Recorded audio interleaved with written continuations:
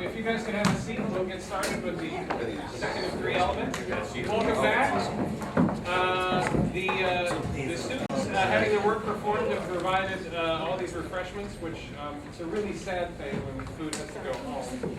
So please eat. There's plenty to eat. It's really good tonight. It's good every night, but tonight it's especially good. Okay, so as promised, over here on our board of fun, you've just seen the Saturday Night Live portfolio.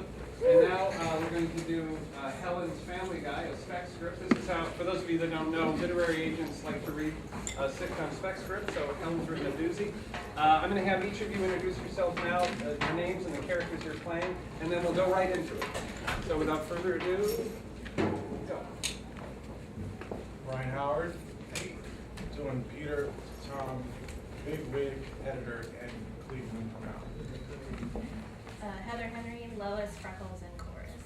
Hi, Ethan Stone, Chris Quagmire, Deal, Michael Sarah, Vince Swami, Edward, Silky, Male Voice, Homies Man. Lila French Meg, and Chorus. J.P. Karliak Stewie, Herbert the Pervert, and some cameos.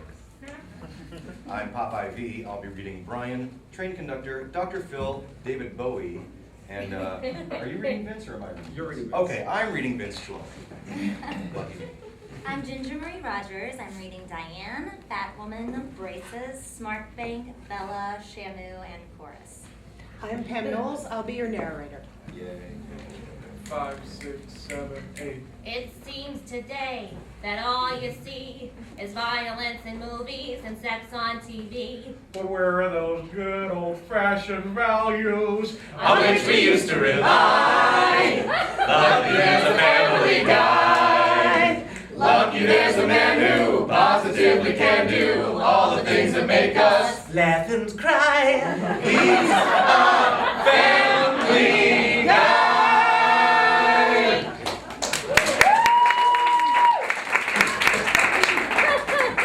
Fangs For Nothin, Act 1. Griffin's living room, night. News anchors Tom and Diane are broadcasting the evening news. And now in financial news, Quahog's unemployment rate has risen to 10%. In an effort to bolster the sagging economy, one resident has decided to provide Quahog with his own stimulus package. Quagmire's living room. Quagmire, who is wearing only a pair of tidy whities, wiggles his hips suggestively. That's right, people. I got all the stimulus you need in my package. Giggity giggity goo. Griffith's living room. Peter enters. Honey, I'm... Meg jumps up and sprints to him. Dad, you're home. Give me the car keys. I'm going to the mall. It's 9, Meg. The mall's closed. You don't understand. The last Twilight book comes out at midnight, and Borders is holding a release party, and I have to stand in line now. Whoa. Slow down. You sound like Rosalind Russell on a Coke bender. Dad, how can you not get excited about the last Twilight book? Edward, a centuries-old vampire. Bella, a teenager from Forks, Washington. Will their forbidden love blossom at last, or will his thirst for blood drive them apart forever? Man, standing in line to buy a book is like paying for therapy with Dr. Phil. Dr. Phil's office. A nerd sits in a patient chair opposite Dr. Phil. You're ugly. The nerd scrambles away, weeping. A fat man lowers himself into the chair. You're fat. The fat man lumbers off. A disabled woman with no arms, unlaced Doc Martens shuffles into the chair. You're lazy. Pick yourself up by the bootstraps and change your life. The armless woman stares miserably at her untied boots. Griffith's living room. Well, I think it's wonderful that Meg's passionate about reading. In fact, I think we should all go together to the release party, just to see what the hoopla is all about. Really? Thank you, Mommy. Yay, I can finally buy my copy of Anna Karenina. Everyone stares at Chris. He shrugs. Oprah said it was worth the read. The mall, night. A banner draped in the front reads, Twilight release party tonight. Walkway outside Borders. Hundreds of teen girls, most of them unattractive and fat, are lined up outside Borders. They're chattering excitedly. Many wear Twilight shirts or hold signs that say, I love Edward. The family makes their way toward the end of the line.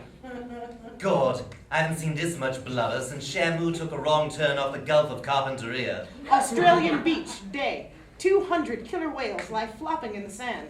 Some of them dart baleful glances at Shamu, the leader of the pack. I already said I'm sorry. What else do you want from me? Walkway outside Borders. The family reaches the end of the line. Meg hops in line behind two goofy-looking teen girls, Braces and Freckles. Oh my God, I am so excited. Isn't Edward so hot? I hope he turns Bella into a vampire. Yeah, you guys, how sexy would that be? I want Edward to drink my blood. Stewie cringes. A fat woman runs into the line. Her belly squishes against Chris's back. Mom, Rosie O'Donnell's touching me. Hey, I'm a woman. I'll tell you, Chris, I haven't seen that many ugly chicks since I got drunk at the carnival. Funhouse mirror room. A very drunk Peter, swigging a can of beer, stumbles around, sneering at his reflections. You're ugly. And you're ugly too. Man, you're all so friggin' ugly. He falls against a mirror and his boob jiggles. My God, aren't you nasty? He massages his boob. Yeah, I'm talking to you, Jabba the slut. No, don't stop. Keep doing that. Daddy won't feed you to the Rancor. Peter makes out with his reflection.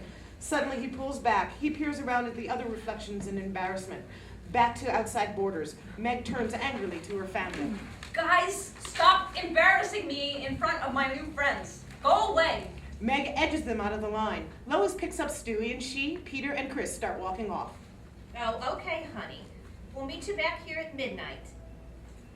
Sorry about that. Now, where were we? Oh, another minute with these hideous half-witted harpies, and I'll be begging Edward to drink my brain. Hallway outside of Sharper Image, moments later. Peter, Lois, Chris, and Stewie approach Sharper Image. Look, guys, it's the Sharper Image. The family enters. The store is filled with sleek electronics and gadgets. Peter takes off his glasses and looks around. What do you know? Everything is sharper. Lois surveys the store disapprovingly. Peter, this store's filled with useless gadgets that only a brain-dead troglodyte would buy. She turns to him expectantly. Peter puts his glasses back on and looks at her. What?